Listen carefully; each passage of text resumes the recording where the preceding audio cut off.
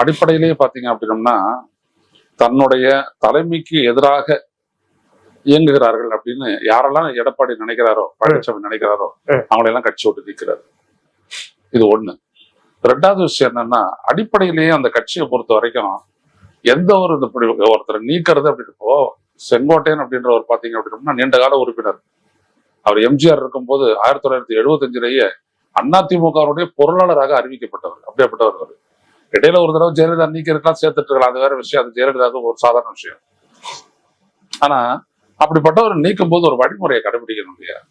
அவர் உங்களை பார்த்து ஒரு கேள்வி எழுப்புறாரு அண்ணா பிறந்த நாளுக்கு முன்னாடி. அது என்ன அப்படின்னம்னா, இந்த கட்சியை விட்டு நீக்கப்பட்டவங்களால இந்த கட்சி பலவீனப்பட்டிருக்குது. வெளியேற்றப்பட்டவர்கள், வெளியேறியவர்கள் அவர்கள் எல்லாம் மறுபடியும் சேர்த்துக்கணும். சேர்த்துக்கிட்டு கட்சியை பலப்படுத்திக்கணும். அப்பதான் நம்ம வெற்றிகரமா திமுக கூட்டணியை எதிர்கொள்ள முடியும்னு சொல்றாரு.